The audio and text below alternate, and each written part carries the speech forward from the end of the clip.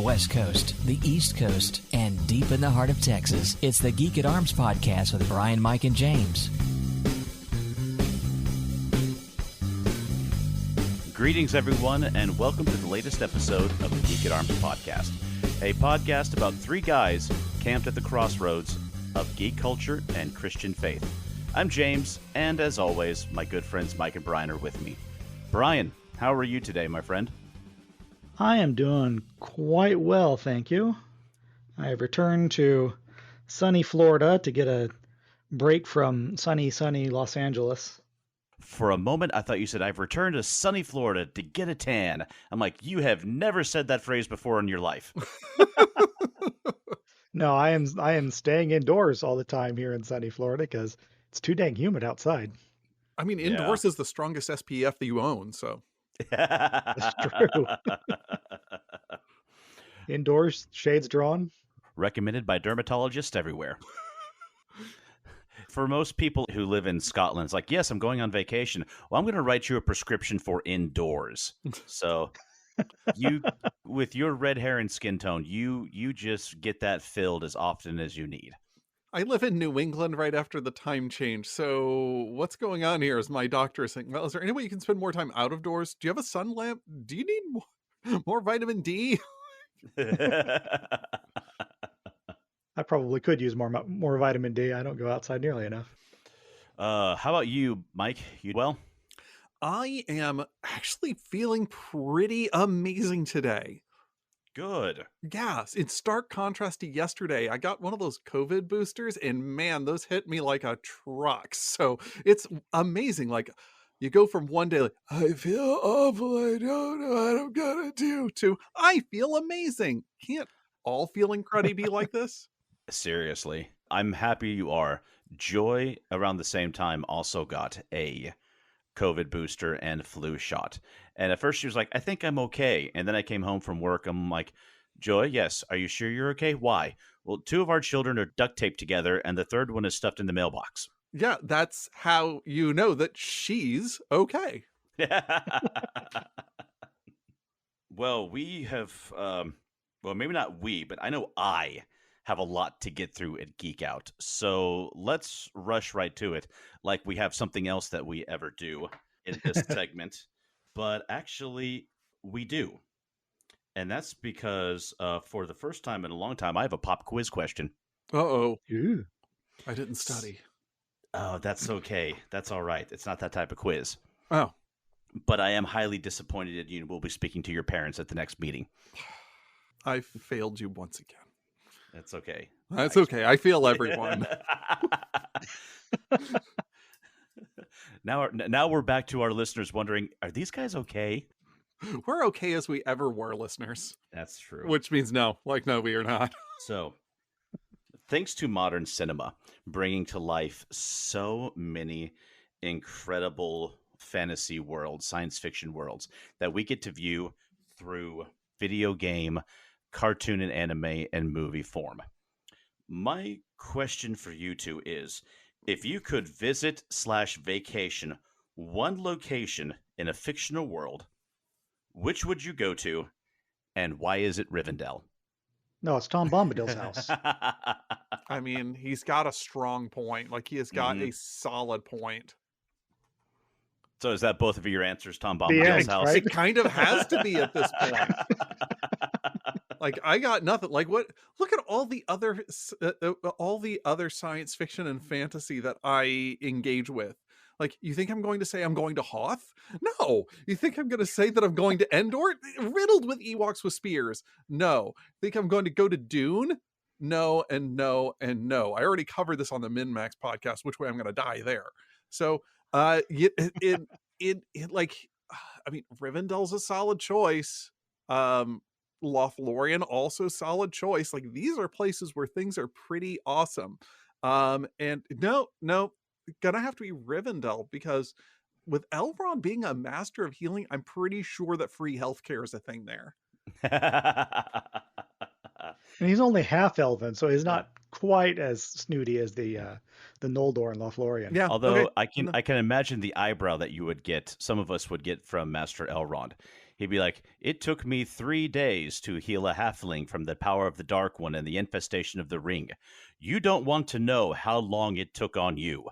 Like, how long does it take for, like, all I want to know is how long does it take for a hamstring, Elrond? I've been working on this thing for years. How long does it take? Do you have an HSA account, Oh, Mr. Mike? Like, this is how, I'm not sure you want to ask Elrond's opinion on how long this is going to take, since he's like 6,000 years old. okay, fine. I don't. He's like, "Are you serious?" I don't care how long it's going to take. The question is, am I going to be billed separately for out-of-network care? That's all I need to know. Way, way out of network care. On the other hand, the bill collectors will have a heck of a time finding you there. Yeah, right. Like as soon as they start to cross the river, it swells and they get swept away by horses. Like, yeah, good times. This question was brought on. I saw a cute little cartoon someone had made where different fandoms reacting to getting to visit their favorite worlds. And, Star Trek, and people are like, "Yes, we're going to explore the galaxy." Lord of the Rings, off we go. Game of Thrones, I'm okay. Yeah. Let's not actually. Yeah. Well, I don't know. Winding up a No. patient in one of the Star Trek sick bays. Like, that's okay. No, I don't want the grumpy doctor from Voyager. Beverly Crusher definitely will take. Let's What does see, it say Bones, what does it say that instead of talking about the wonders of Middle Earth and everything else, where a couple of our go-to first is, what kind of healthcare can I get in this world? Because we're middle-aged men and we know what's ahead. Forget what's ahead is how I'm feeling right now. It doesn't get better, my friend. I'm already in your future. So shall we head to Geek Out? I mean, before this goes downhill, I think for our listeners' sake, we probably better. All right, I'll take it over then. The last few weeks for me have been spent entirely in getting ready to take up the reins of game mastering once again. I got my Kickstarter fulfillment for The Electric State, which is the third of the RPGs based on the artwork of Simon Stolenhag. And really nice stuff. It's a major departure from the previous two games because it takes place in like an alternate history. So it's not going to dovetail. I was hoping to do all three of them like in a row with the same group of characters, but I'm either going to have to introduce more standard dimensional shenanigans or just start with new characters. We'll see what happens. I'm pretty sure that's a chapter in that book. It's actually called Additional Interdimensional Shenanigans. I mean, that would be a solid chapter name if you're dealing with this sort of stuff. So I've been reading through that and figuring out, okay, how am I going to aim the campaign so that it can kind of hit that while I go into Things from the Flood, which will be starting up sometime early next year, I hope. I think we're winding down Call of Cthulhu now. So I'm looking forward to getting back in the GM's chair. And with that Kickstarter fulfillment, I also got a copy of The One Ring, second edition. Ooh. I have been firmly wedded to Middle-earth role-playing for many, many, many years. I have resisted all attempts to get me to shift into various other Middle-earth related systems. But The One Ring looks like one that I'm actually going to give it a chance. I'm going to try and run it. Don't worry, though. I hear that the background lore information transitions over very well. Yes. Well, the first thing that I did was like, okay, so can I run Thieves of Tharbad from MRP in The One Ring? And so we'll see how that goes. I would bet that somebody's already run a conversion of that and posted it on some corner of the internet. Oh, probably. Yeah. But why would I let them have all the fun? I want to do the conversion myself because I'm a nerd. Yeah. That's the theme of our podcast, right? Yes, we've met you. And I finally got my big poster map, the one that came in my very first box set of MERP, framed and hung up on the wall. Ooh. Oh, very cool. We'll need Very excited. We'll need a that. picture of that. I would give you one, but it's on the other side of the country. When you get home, man. But back to The One Ring for a moment. When you do get a campaign figured out and you start gathering players, let me know. I certainly shall. Thank you. I might actually run a one-shot for City on a Hill. Okay. Ooh. So I will definitely let both of you know about that if you're interested. Definitely interested. And I don't really have anything else to talk about geeking out about because all of my geeking has been devoted to that one thing. That's a solid So- geeking. So on to you, Mike. All right. My my geek out has been pretty kind of on opposite ends of the spectrum. One of them is I've just finished reading The Archaeology of Weapons by Edward Oakeshott. And Excellent book. I mean, it really is. Now, it was written in the 1950s, so there's a lot of information in there that's outdated. There's some of it that, he was examining some of the weapons that turned out later to be like 19th century fakes. But this guy is an antiquarian. He's not an archaeologist by trade, but he made such a splash in the realm of arms and armory that he's well loved, and he's oft referenced both by amateurs and by experts. So you can't deny the guy's impact. And generally speaking, this guy is an antiquarian who is an illustrator by trade. So he's just living into his passion in writing these books. And I say these books because his first was The Archaeology of Weapons. And it's really just an attempt to bring into the public consciousness, like what are some of the arms and armor from ancient times into the age of chivalry.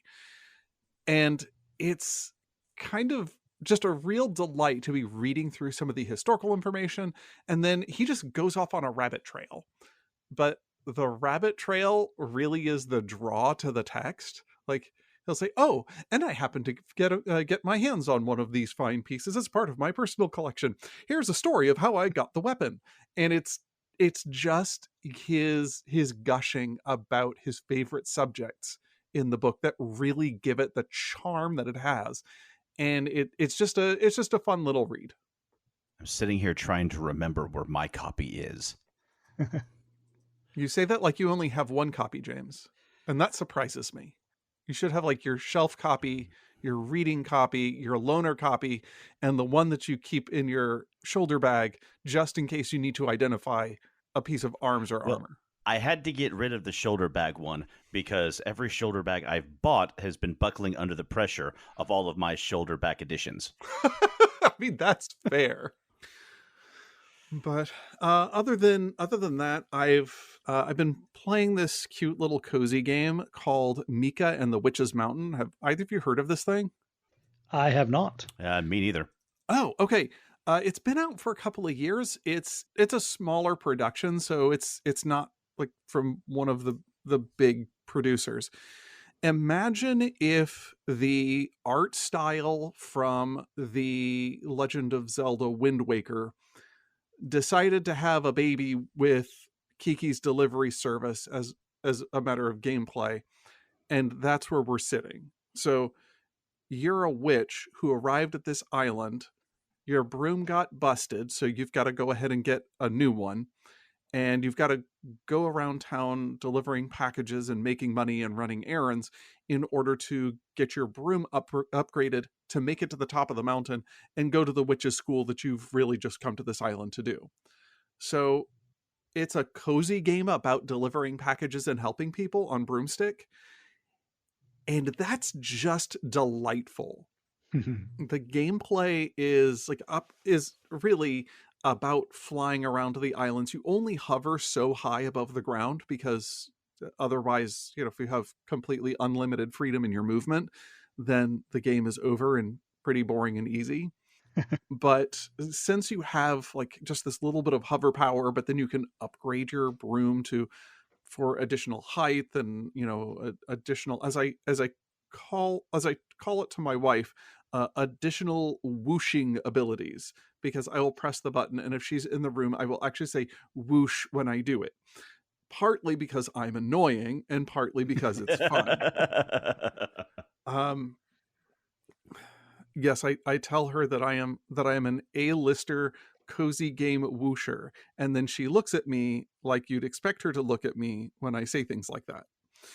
And yeah, it's just a delightful game.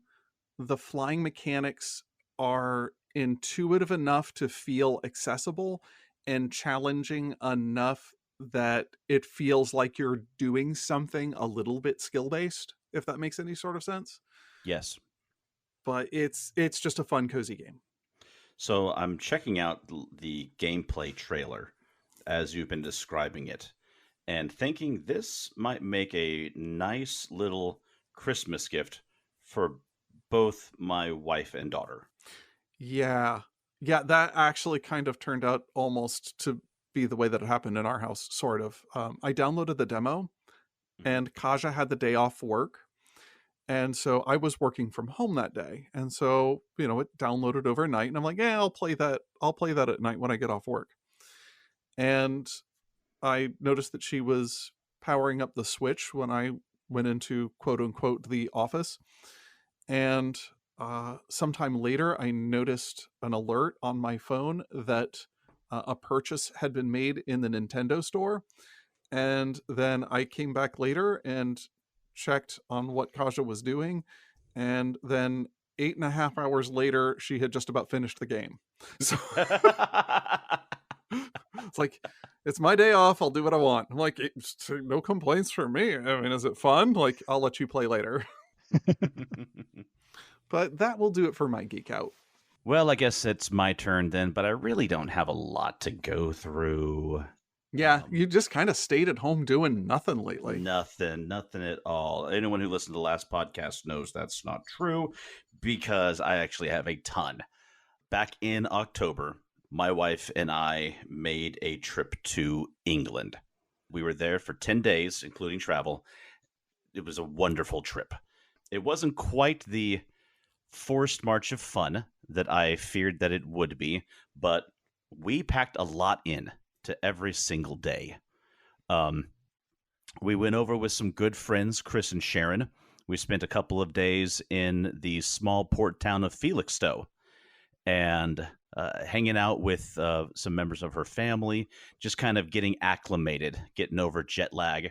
And so that was very nice and relaxing. An unforeseen bonus. On our second night there, we were sitting in her mom's living room just chatting.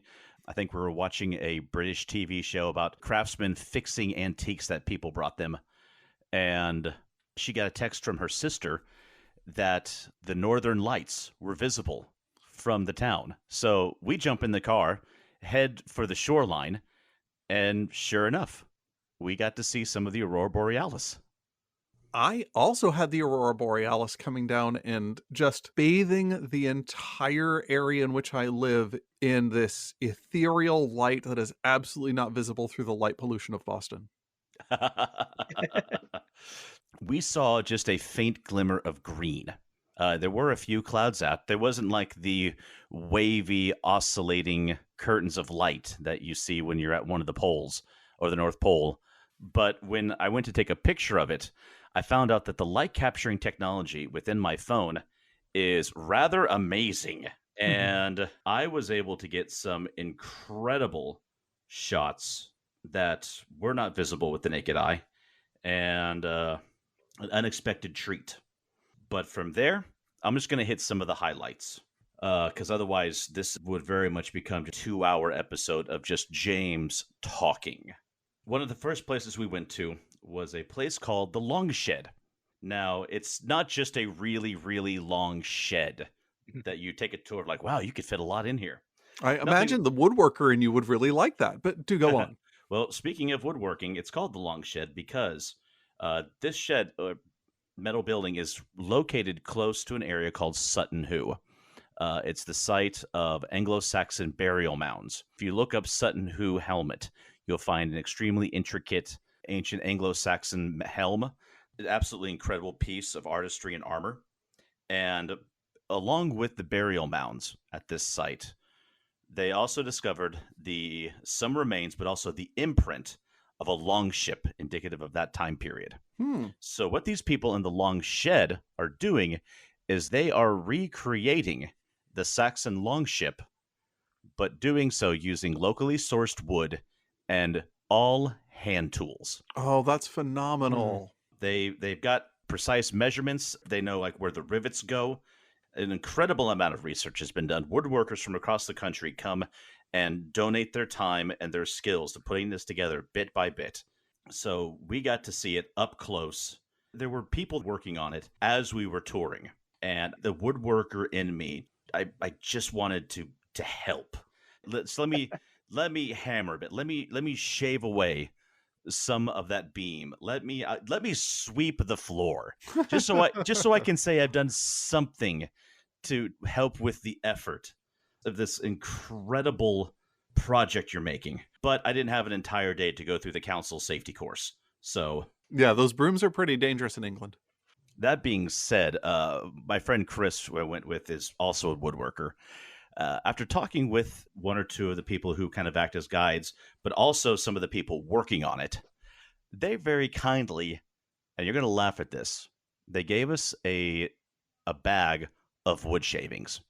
Oh.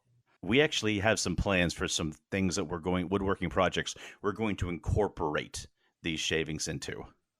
So future woodworking projects down the line. But as of now, they are set to launch the ship in 2026. Chris and I are already trying to make plans to get back because we desperately want to see this boat in the water. For more information about it, if you ever find yourself in England or around and you're like, that sounds really cool, I would like to see that. If you go to the woodbridgeriversidetrust.org, that's where you can go to the Longshed. You'll find out all about it, see how you can donate, assist, and it's really cool. The historical YouTube series Time Team did a special on it. It was so heartwarming and so awesome to see so many people come together using ancient methods to create something so big and so beautiful. And of course, after that, we had to go to the burial mounds of Sutton Hoo itself. Saw some of the artifacts that had been retrieved, some of the most just achingly beautiful countryside that I've seen. I mean, I took several pictures, but I mostly stood around trying to just emblazon it in my mind because the pictures just don't do them justice. From there, we went south to the town of Battle for the yearly reenactment of the Battle of Hastings. Oh, no way. On the field of Hastings. It was amazing. I mean, thousands of reenactors making up the Saxon and Norman sides. And these weren't just guys who were like hired to come do this. These are people who do Viking era reenactment. And this is one of their biggest events of the year. They gathered together. They get to camp at the Abbey and then put on this huge reenactment show. It's incredible to watch. We saw that. We toured and walked the ruins and the Abbey itself. And I talked with a lot of the Saxon reenactors, really cool guys. Talked about some of the other events that they did. And when they're there, they're doing everything. And I mean everything in period. They're doing like the SCA can get that way, but it's pretty upper level reenactment stuff. That's what they were all doing. That's delightful. Like I was walking down one of the rows of tents and I come across one of the cook tents and there's a guy at a homemade table butchering a small deer. Like, wow. A real deer, or was this another reenactor? No. His name was Sven. He was in a bit of a trouble, and it's the only way he could pay. No, this wasn't the Saxon Mafia. Okay. It was a roebuck, or roe deer, that one of the reenactors had killed just a few days before the event, and brought it out, and was processing it there by hand and with a period knife. When I was there, he was going through the rib cage, and 3 of the legs were already hung up over a fire to begin the roasting process. And I was talking to him about, he's like, we're going to use all this. Everything that we can use, we're going to use. Meat, offal, skin, bones, and all. Wow. Like that's a level that I may have found my limit. But it was fascinating. He was a very cool guy to talk to. Everyone there was incredibly friendly. I told him I do reenactment in the States, and that just opened up the conversation more. and took a lot of incredible pictures of arms and armor and these guys. I jokingly told them all, I'm like, hey, I know you guys are going to have a great day. I've got 5 pounds on you. You've got this. Those who don't know, the Normans won, as they always do. But from there, we hit up other various places, but the only other 2 I want to talk about in the podcast are a large castle called Hever Castle. And it was achingly gorgeous. It was the home castle of Anne Boleyn, Henry VIII fame. In fact, there was an original portrait of Henry VIII hanging in the hallway, one that was painted by Hans Holbein. And I'm sitting staring at this portrait, and I'm like, is that a reprint? No. And Joy walks up beside me, and she's just staring at it. I'm like, that's the original. That's the actual picture. That's crazy. I know. We got to tour the entire thing. We got to go around the grounds. Absolutely beautiful. It was like a fairy tale castle. We got to also spend a couple of days in what is possibly just about my favorite city in England now, and that's the city of York. We walked up and down through an area called the Shambles, which are streets and shops dating back to around like the 15th, 16th century. Oh, I saw the pictures of this. Yeah. J.K. Rowling has gone on to say that the Shambles of York were her inspiration for Diagon Alley. That makes a lot of sense. In fact, there's even a store now in the Shambles called The Shop That Must Not Be Named. Oh my gosh. A lot of fun just exploring the city, having breakfast at a local tea room called Betty's, catching lunch at like these little pie and pasty shops where I got a pork pie fit in my hand, but it was only 2 pounds. And it was... That's a heavy pie. No, 2 pounds sterling, Mike. Oh, okay. The shop was called the Shambles Sausage and Pie Company. Lady who ran it was so cool. And you have to get there like before the early afternoon, because after that, she'll have sold out. We got to walk along the wall, the large wall that Roman, then medieval wall that surrounded much of the old city, and much of it is still there. The York Minster, the giant Gothic cathedral, the biggest Gothic cathedral throughout all of Europe, it blows your mind, the scale and the beauty of it. And between that, the wonderful pubs we ate at, all the history that we absorbed, the Bakewell tart that I picked up from a little bakery to eat later. It was wonderful. So many memories, so many pictures taken. And I'm hoping that it won't take us another 14 years to get back, because we had been once before back in 2010. And I hope to make it back before another 14 go by. But more recently, and I'll go through this one quickly, the Dallas Fan Fest happened. And, well, I think there's 2 per year. One actually takes place in Dallas, and another one takes place in Irving. In the past, I've gone to the one in Irving with my daughter because it's closer. Parking isn't as expensive.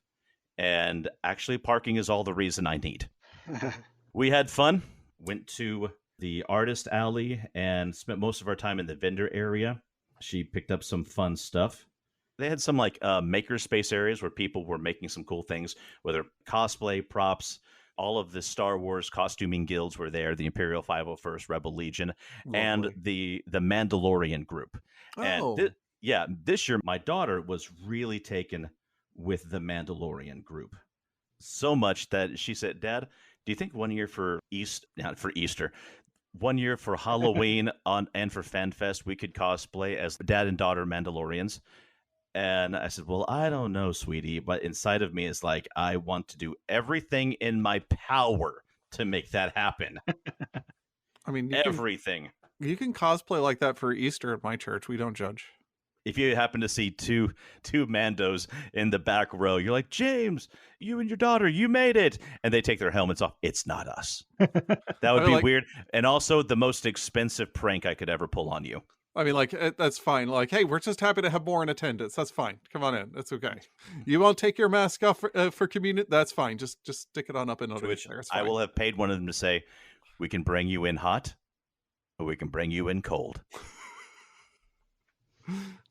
In addition, There was also a local actual play podcast called Die by the Sword was doing a audience participation episode. We decided to go check that out. It was a lot of fun. I want to give kudos to the good people at the Die by the Sword podcast. They really nailed how to do some excellent crowd participation.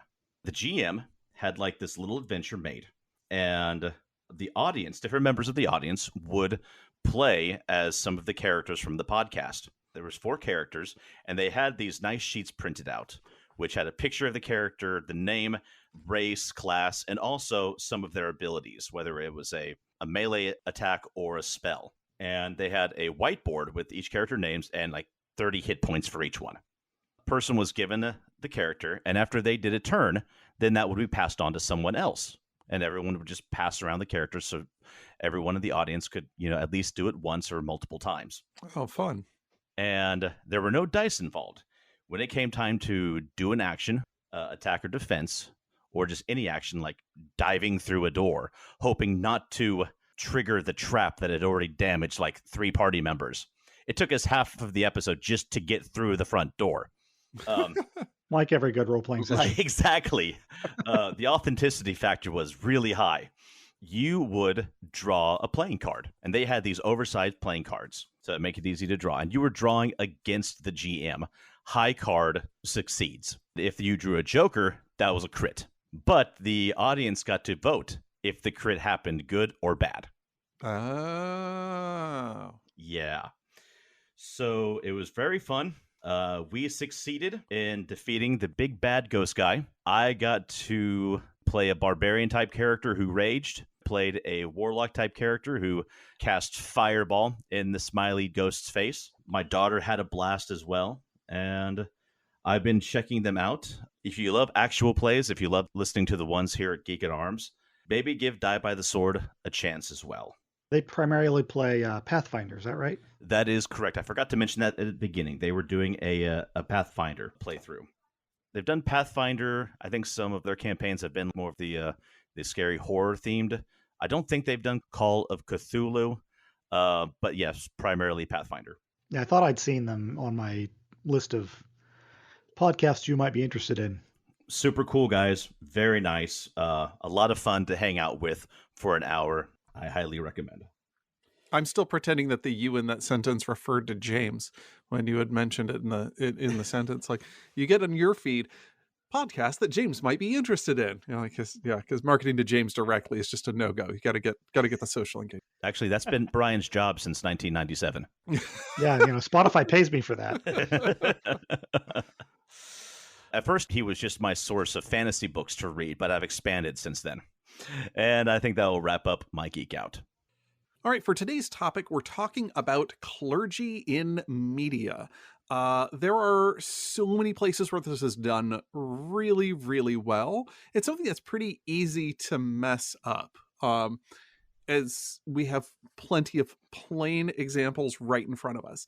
Since I'm clergy and podcast is a form of media, you can already see how this is done poorly. No.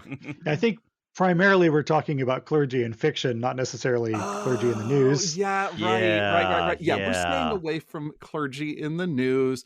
Brian already told me that we can't use any real world examples after the year 1800, but I don't care.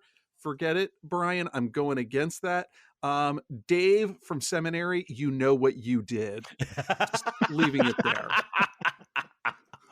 Actually named him and everything. Yeah. Wow. Dave. Anyway. But for real, we want to, since this is a subject where there are so many really good characters, I think really in sharp relief, we wanted to spend just a little bit of time on some of the tropes in ways that this can be done not well, but focus on some of the characters that really spoke to us. You talk about tropes. I mean, there's a named trope, the Sinister Minister. It's there for a reason, and one that we've brought up on this podcast before. Right. I mean, the Sinister Minister is sometimes done as kind of first of all, it is tied to real world stuff. But also in fiction, it can be done as kind of a one-dimensional irony. Like, we know that the priest is supposed to be good, but the priest is bad. Yeah. It happens enough that anymore, if a viewer sees a character in like a black shirt and a white collar, oh, that's a bad guy. Yeah, if I'm doing any sort of RPG or tabletop game and they're like, there's the priest, like, yeah, he's gonna turn on us once we're alone. But as much as the trope is easy to do very, very lazy, I do want to touch base on one place where this is actually done rather well.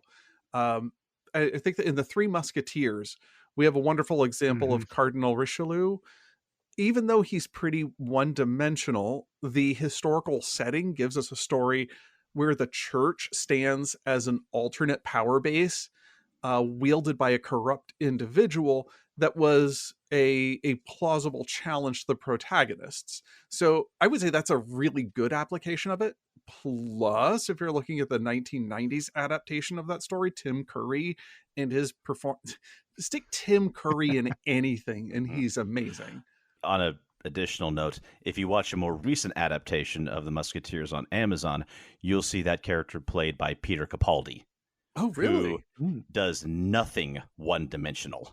Okay. Well, I can imagine him doing a baddie well. He brings a lot of nuance, undertoned, sinister aspect to the character, which was wonderful. But moving on. I think that it's also pretty easy and lazy to have like saccharine spiritual figures. And there are so many times that I watch a clergy person on a television show and I'm already done with them because it's just sweet platitudes. And I can't say too much about a particular TV show about a reverent family and whatnot, because I only watched it when I was with family and I watched more of it than I wanted to. But saccharine spirituality is something that it is just easy to do lazy for a lot of reasons. Yeah, and there's also the minister where the writers don't want to do the research, and so you get some kind of generic spirituality, some churchy sounding language, and it rings falsely and hollow. I think that was one of the reasons why I really had to push through Anna's character in The Expanse, is because there was somebody who would say religious sounding things, but she really made no sense. So that wasn't poor writing in that instance. I don't think that was a case of not doing the research. I think that was the character that they wanted to portray. The clergy person who wasn't really, what's the word I'm looking for? Sincere about their actual spirituality. She was using her ministerial credentials to dress up being a psychologist. I mean, I would say that as she is presented in the television show, that's a fair read. Like, that is a fair read. Is that what they intended? I don't know. In the book, where you get to see a little bit of what's inside her head,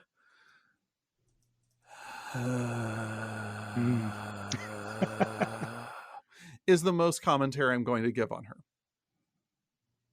That, and anytime, enough said. Yeah, anytime you are doing anything that you consider to be pastoral counseling with somebody who you consider may be a threat to yourself or others, if you feel the need to pack a stun gun in your desk, don't schedule the appointment. If you packed it in your desk with the hopes that they would say something threatening to you so you would get to use the stun gun, then I would say there are deeper issues that we need to unpack. I don't know that was actually her. Like, I think she might have said something like, well, since you said that, no, I feel perfectly justified in doing this, and then zapping. So yeah, we don't. It's a harsh future. In these books, everyone finds their catharsis where they can. Fair enough. Yeah, stun gun ministry. That's a thing I didn't take in seminary. There's some youth group out there that's going to name themselves this. Oh, good gravy. You're probably right. Is it too late for a disclaimer? I feel like we should have said that at the beginning of. Yeah, I think it's too. Okay, yeah, I called out Dave, but now you're calling out Steve, and this is getting a little too close to home. Steve's on my district, and this is going to get bad for me. And kind of like the last easy trope is kind of the incompetent spiritual leader. That's an easy lampoon. They have religious faith and conviction, but no depth. And even though these people do exist. There are people that have conviction, but no depth. But as a regular character, it just is a little too easy and kind of a tired trope. Mm-hmm. So let's say we do move on to those more positive examples, the people we actually want to see on our screens when we're seeing a minister.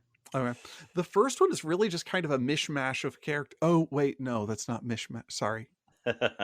No, this one I think is just about the best example of minister in media done right. And he's actually one of my favorite TV characters of all time.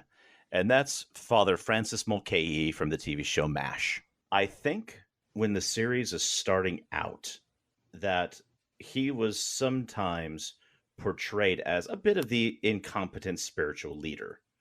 I mean, here he is, the camp's minister in a MASH unit where all of the doctors and nurses are spending half their time in blood and guts trying to save soldiers' lives, and the other half trying to save each other from boredom by carrying on with each other behind closed doors.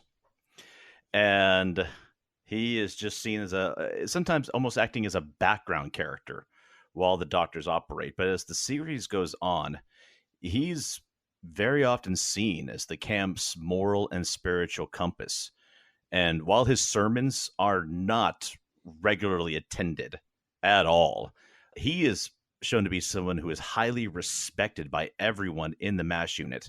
And his words always carry a lot of weight. Yeah, I think near the beginning, he mostly served as the straight man for Hawkeye. the jokes. Yes. Not as the punching bag as the other doctor whose name I can't remember off the top of my head now. Burns.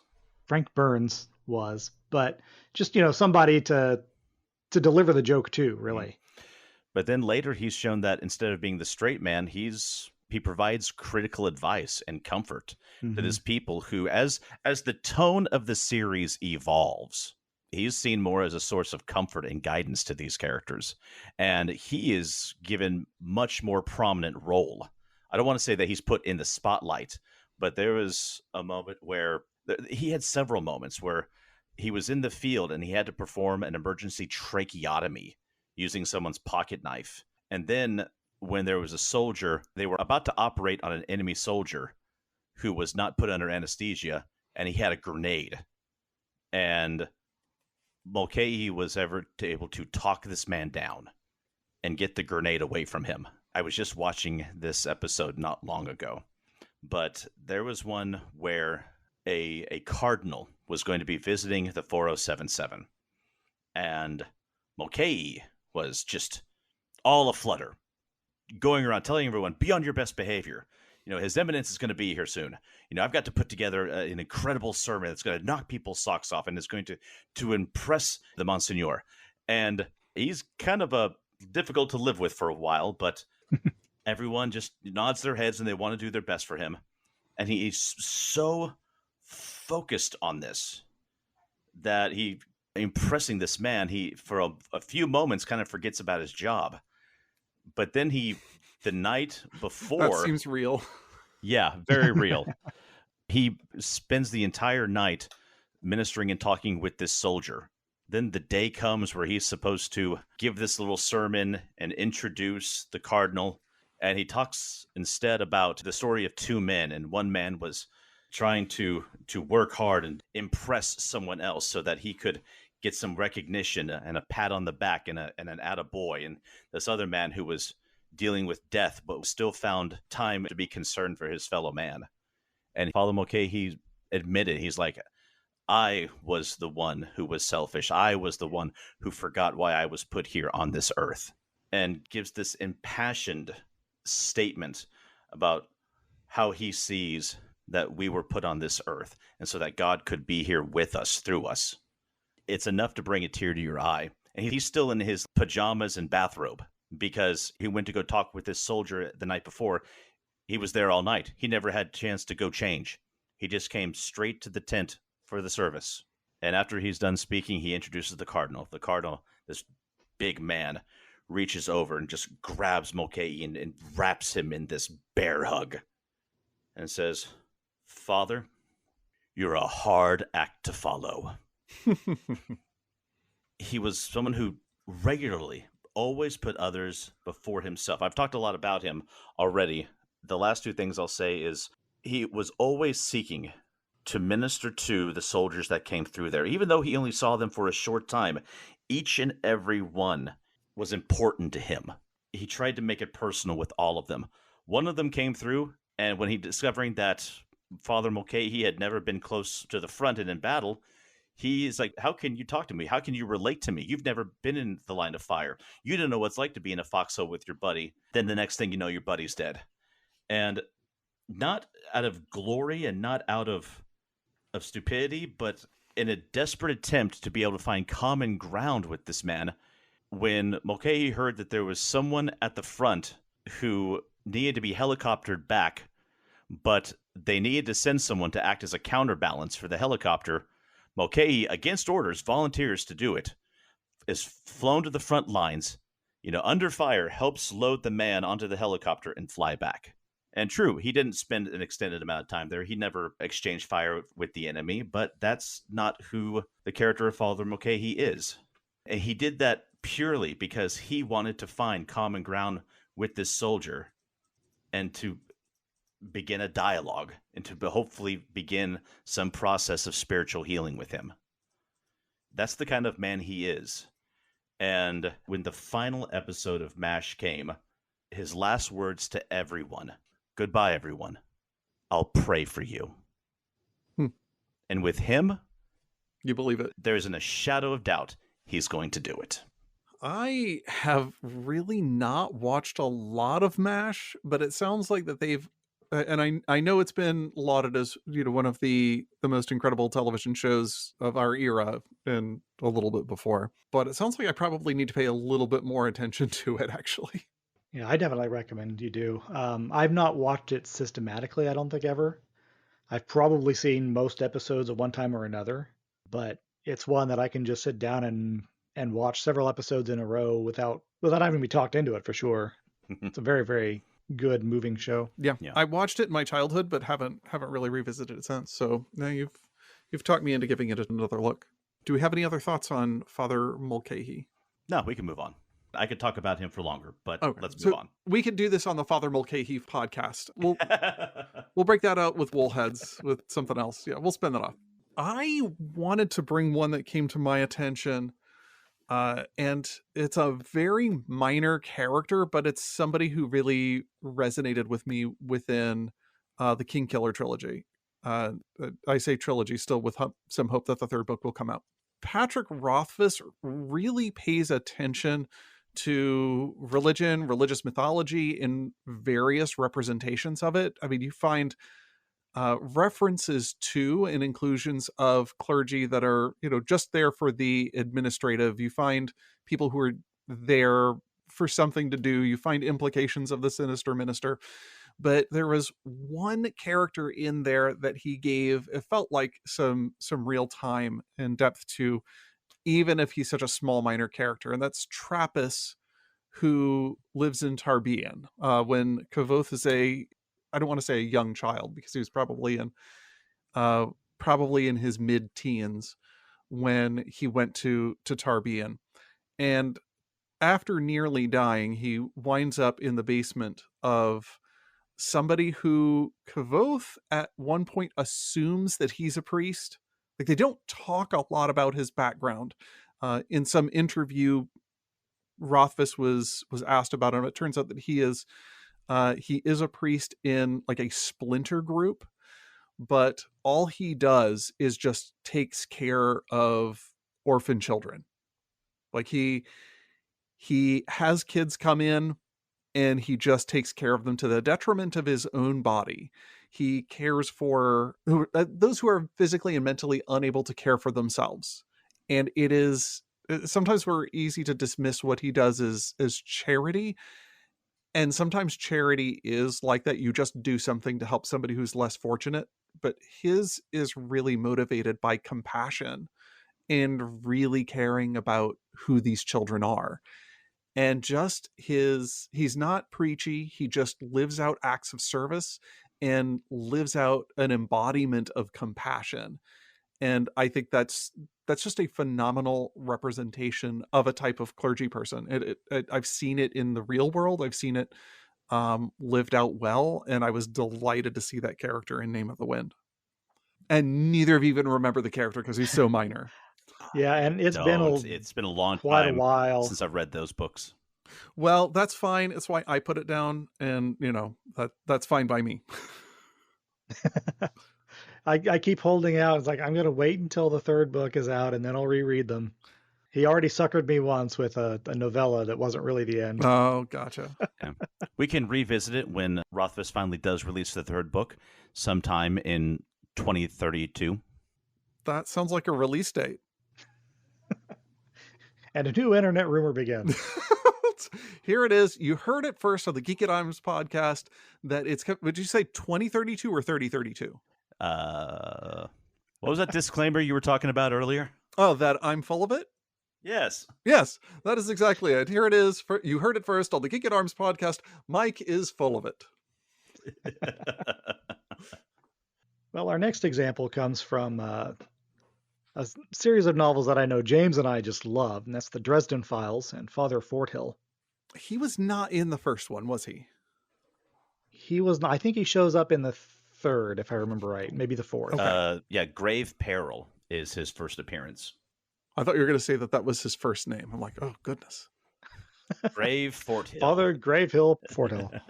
But he is a Catholic priest, and some people would begin rolling their eyes already, but no. He's a gentleman who usually appears in the novels featuring Michael, who is one of the Knights of the Cross. And he is someone who is very aware of the supernatural forces that operate within Chicago. Is constantly seen providing comfort and counsel to, I guess you could call them, the forces of good, forces of light. Okay. I want to just ask a real quick question here I've read the first book, but for our listeners who are not as familiar with the Dresden Files, what are the supernatural forces that operate within Chicago? I mean, is this about Chicago politics or something else? Just the dark forces of Chicago. I mean, that's an answer with chapter heads. I mean, there's the dark forces as in the organized crime, the supernatural organized crime, the demigods, the fallen angels. And Forthill's most likely to show up when the latter is in play. There's a group of demons, like literal Judeo-Christian sense of the word demons, that are bound to the 30 pieces of silver that Judas was given to betray Christ. And each of these demons inhabits the coin, and when the coin comes into the hands of a person, that person is demonically transformed, I guess is the simplest way to put it, and becomes one of these forces of darkness. And so when those characters are active and they're in Chicago, then the Knights of the Cross were specifically designated to fight them, and Forthill, being support system for the Knights of the Cross, therefore shows up when those characters are part of the books. Okay. And I'm assuming that he serves as kind of an assist to Dresden, who's investigating these weirdnesses. He's mostly an assist to Michael, but once Dresden was introduced to him, he regularly goes to him for occasional pieces of advice or a barrel of holy water. No, he's serious about that. At one point, he blessed a literal barrel of water as Dresden was fighting a group of vampires. You know, it's actually kind of funny because when you see holy water coming up in vampire and such other supernatural fighting television shows and media, sometimes I'm wondering, how did you source that? Did you just steal that from the church? But no. You know what's interesting about holy water? Apparently, if you mix holy water with normal water, the whole thing becomes holy. So all you need is a drop, and you've got as much as you need. I did not know that. So what is it that makes, not having known the character, what is it that makes Forthill stand out to you? I think for me, it's the very relatability of him that, when you're first introduced to him, he is Catholic priest. Mm-hmm. As the books go on, you get to know him. He becomes more and more human. He's the guy when you go to the gigantic church in Chicago. If you go around to the back door, he's the one that answers the back door. Um, and if you just need a pair of shoes, he's going to be the guy. Oh, hey, yeah, we're going to find you a pair of shoes. Mm-hmm. He's very down to earth. He's dealing with forces literally beyond human comprehension, and yet he's just a guy. Yeah. And I like the shoes analogy because this is also someone who, even with all of these otherworldly menaces that appear through these books, he's also someone who's going to have all the time in the world for someone who's, you know, having trouble with their marriage or someone who's trying to kick alcohol or drugs. He wants to be there for those people just as much as he wants to be there for Michael and the wizard Harry Dresden. That's the level of care he has for everyone. And he's honest enough that if you ask him a tough question and he doesn't know the answer, he just says, you know what? That's a hard question. I don't know. This is something we have to struggle with. I don't remember the question that Harry asked him when they first met, but I remember the commentary in Harry's brain where he's like, this guy's been planning for years about this philosophical, spiritual confrontation with the shadowy wizard Dresden, and I come to him with this.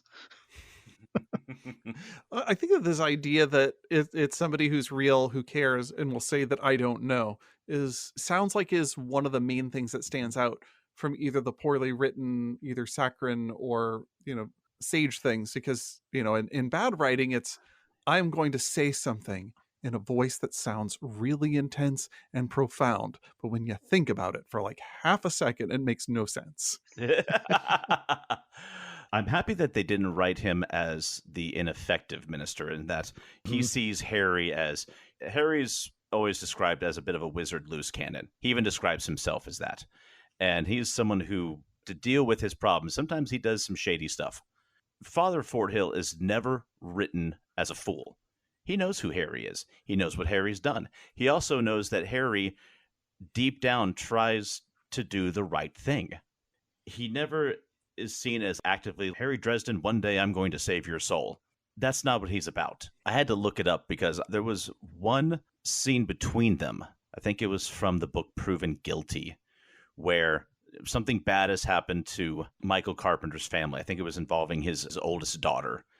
They come to the church for sanctuary. Father Forthill, while they're there, Harry goes and wanders about in the church, and Father Forthill follows him. They have a very deep conversation. And Harry's asking him, all these bad things happening, how can you find something beautiful in this? Where's the silver lining? And Father's like, I don't know. As the discussion goes on, Father Forthill, while I think sharing a flask of some decent whiskey, says, I've been on this earth a fair while, and one way or another, this too shall pass. I have seen worse things reverse themselves. There is yet hope for Molly, Harry, and we must strive to do our utmost and to act with wisdom and compassion. We must have faith that the things beyond our control are not beyond his. And the line that stuck out to me was Harry saying, you almost make me believe. That sounds like a well-written character. One thing that I liked about that scene was Harry said he had a confession to make, but he didn't feel like he could tell a priest. And so Forthill takes off his collar and hands him the flask and says, well, can you tell your bartender? There was another character, unless we have more to say on Forthill, another character that reminds me of Forthill a little bit. Have either of you watched the TV show Evil? No, I've seen it advertised when it was going through its major push. The premise of the show is the main characters are a team of Catholic investigators. If there's a suspicion of a possession or demonic oppression or whatever, they go and they look into it and find out, is this actual supernatural activity? And the team is headed by David Acosta, who was the same actor that played Luke Cage in the Netflix Luke Cage show. Oh, yes. Yeah. Okay. He was great in that. And he's great in this. So he's a priest in training. He's in like his third year of seminary, I think. And he hires the main viewpoint character, Kristen, who is a psychologist, a forensic psychiatrist is what she is. Lapsed Catholic, doesn't believe really in demons or the supernatural. She's there to offer, does this have a psychological explanation? And then they've got a technologist, a hacker guy that looks into, is this somebody messing with somebody with technology, or can we come up with any other explanation other than this is a demon? So he does not hack the demons. No, he does not hack the demons. Well, then I'm out. He counter hacks a demon at least once. Okay, because fine. it always turns out to actually be a demon at root, even if they're using some other method, like, oh no, it's not really a possession. This guy's Alexa device has been hacked and somebody's broadcasting demonic voices through it. But it turns out that the person who did the hacking was actually being influenced by the demon, and therefore, anyway. But the point being, David, this central figure in this team, he is a deeply flawed individual. He's neither the sinister minister. He's not an evil person. He is genuinely good and genuinely trying to help people all the time. But he's got this personal, literal demon whispering in his ear all the time. And that guy, the main demonic character, is played by did you watch Person of Interest? Oh, yeah.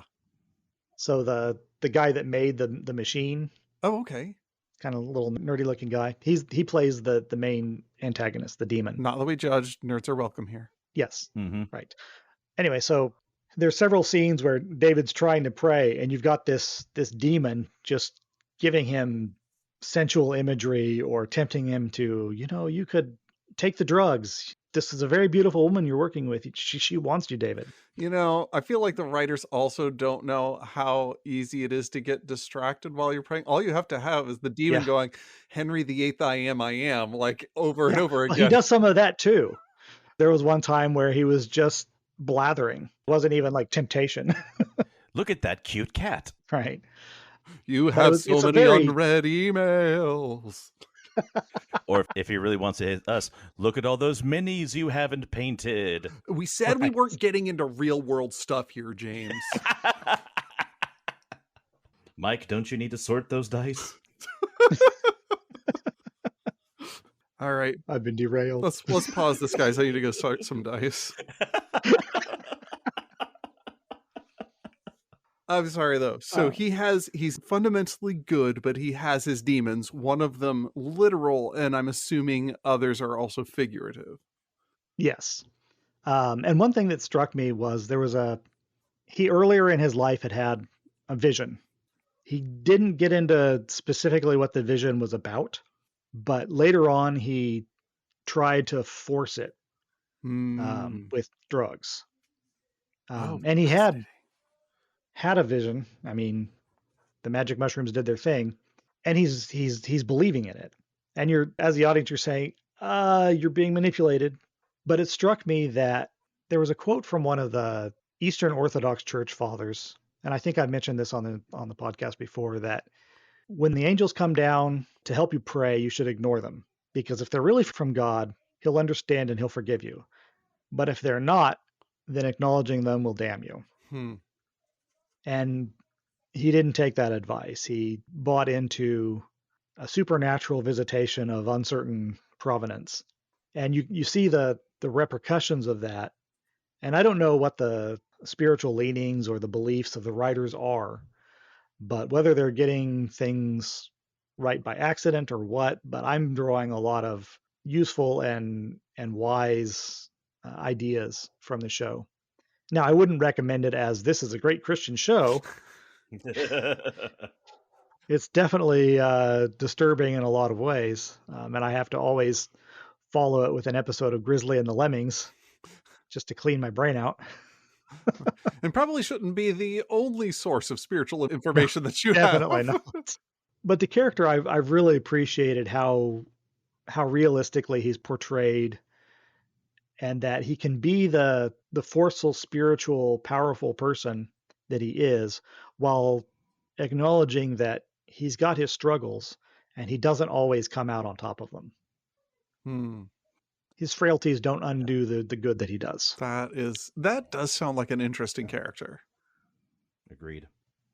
Well, if we've got Acosta taken care of, I really wanted to hit probably my favorite character especially in science fiction cinema, which is Shepard Book from Firefly. Yes. He just seems real in a way. I like him because he's a three-dimensional character. On the ship, like as from a writing perspective, he functions along with Anara as a moral compass for Mao. And first of all, let's appreciate the fact that you have the character of Anara as one type of moral compass and Shepherd Book as another, even though these people are very, very different. And they show that when they're first thrust together, you're thinking, oh, it's going to be the preacher and the prostitute. This is going to be an interesting dynamic. You think you've got figured out where this is going to go. And so does Inara.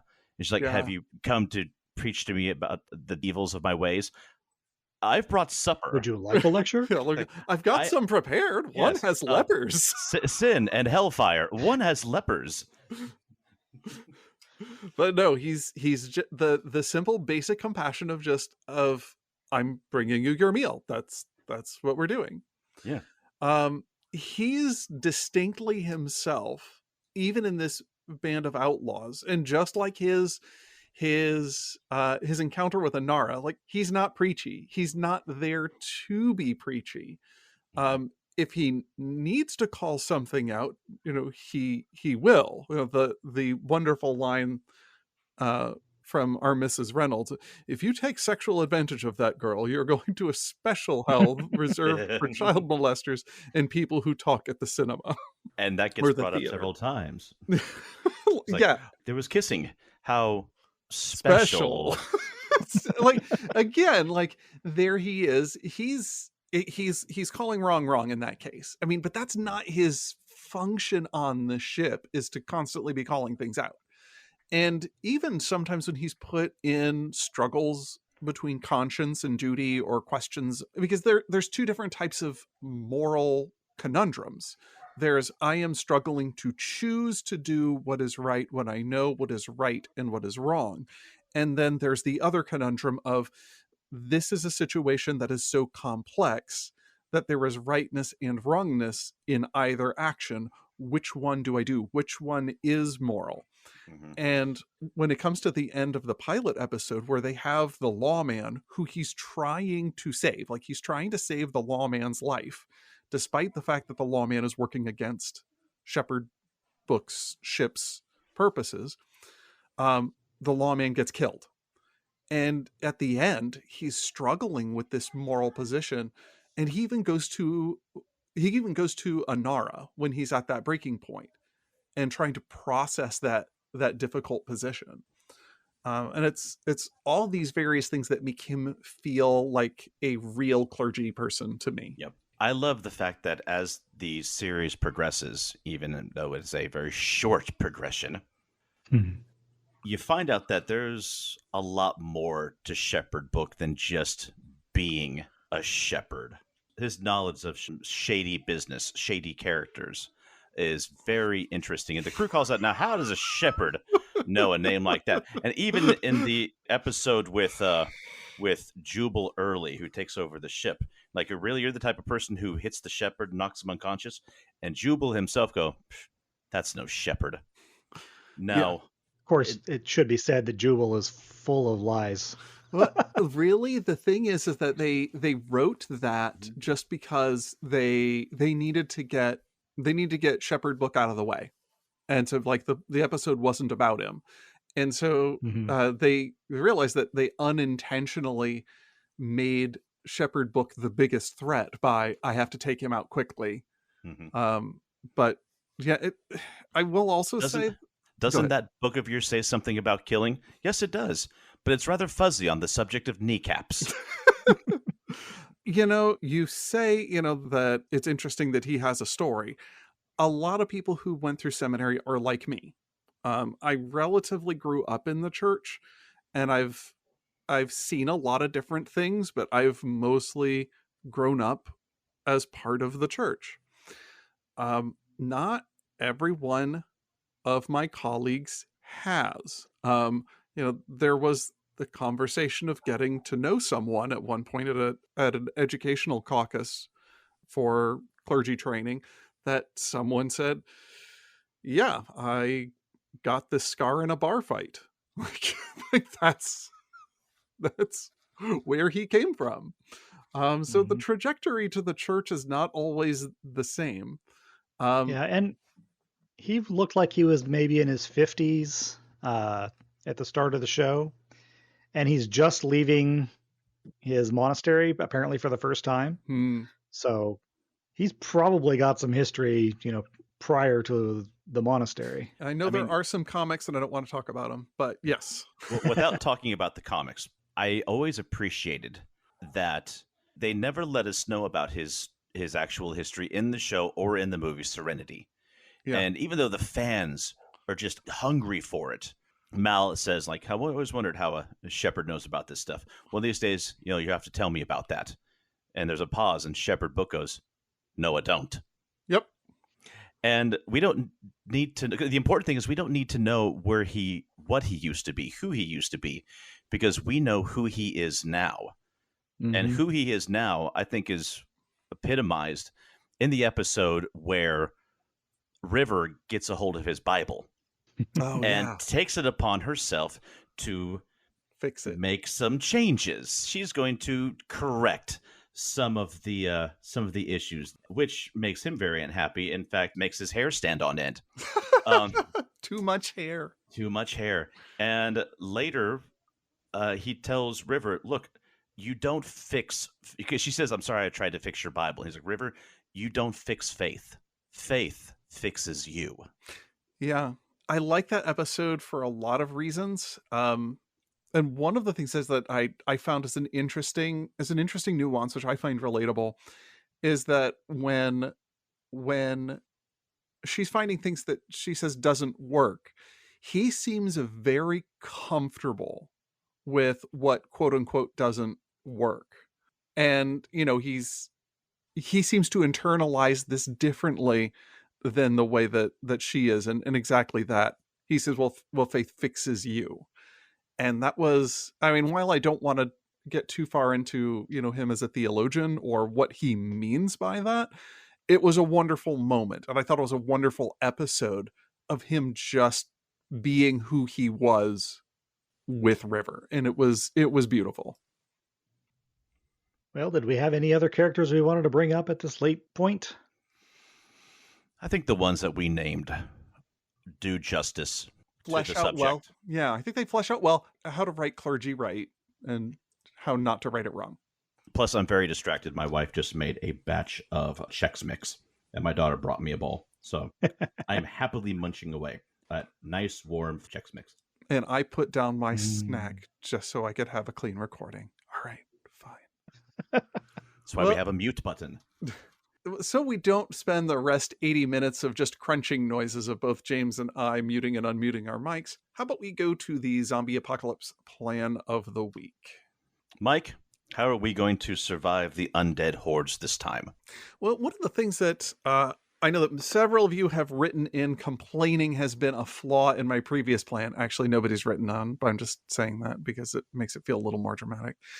Is that my previous strategies involve keeping the lights on, and today's strategy involves just doing that. How do we power all of these gizmos, gadgets, electric fences, and whatnot that we have in our previous zombie apocalypse strategies? And we really can't count on the infrastructure as it is going anywhere. It's going to be wrecked, so you need to think ahead.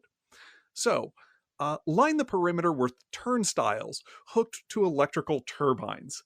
As the shambling hordes make their way towards you, the zombie power will keep those turbines turning and will keep all of your gizmos, traps, electric fences, and everything keeping on going. So that's how the other strategies are working for you.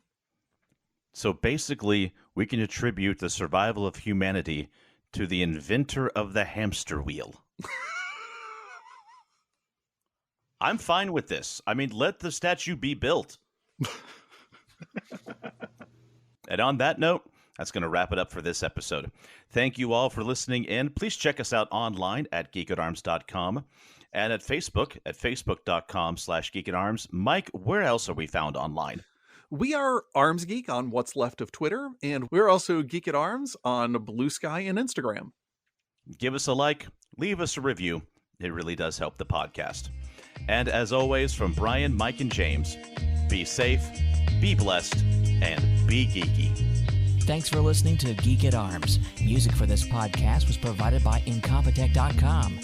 For more, check us out at Facebook.com/Geek at Arms. Give us a like and maybe even subscribe to us on iTunes. That would be awesome.